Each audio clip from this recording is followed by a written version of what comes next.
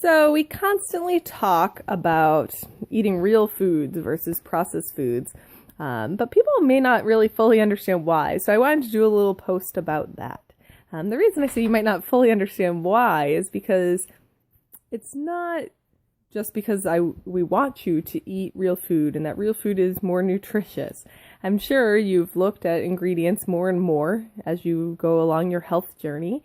And, I still eat processed food. When I check out ingredient list, I try and make sure that I know what everything is in the ingredient list, okay?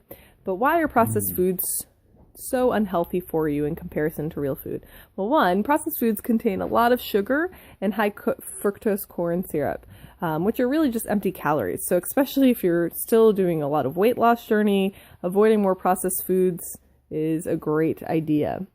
Companies spend a lot of money, and I know this actually through dog food as well, researching things that will kind of make you addicted and really crave the food. In fact, if you ever have tried to change a cat's food, you may notice that they seem to hate anything else that you put in front of them, and that's because instinctually cats think anything new is poison.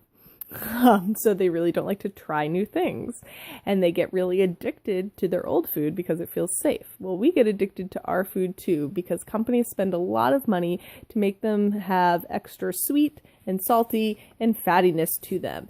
And this is because instinctually our brain considers sweets and fats and saltiness as nutrients. And so when we start to eat them, our body views it as a good reward, not only because our taste buds love it, but because they go, oh, this is going to give us energy. So that's great. I should eat more of this.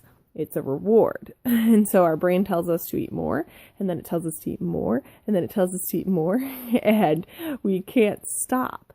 And our impulses to put in food into our mouth that's processed results in us eating more processed food calorie-wise than we can actually handle burning off. And so as a result, it really slows down a weight loss process, okay? Also, you want to realize that they contain a lot of artificial chemicals, preservatives, flavors, and things to alter the texture of the food so that we'll be more inclined to want to eat it. I'm sure all of you guys know eating chemicals is not a good idea. Causes cancer and other illnesses. So trying to avoid them as much as possible is key. So I hope this helps give you guys a little insight of why you get so addicted to processed foods and motivates you guys to stay away from them and gear yourself more towards real food. All right, have a good day.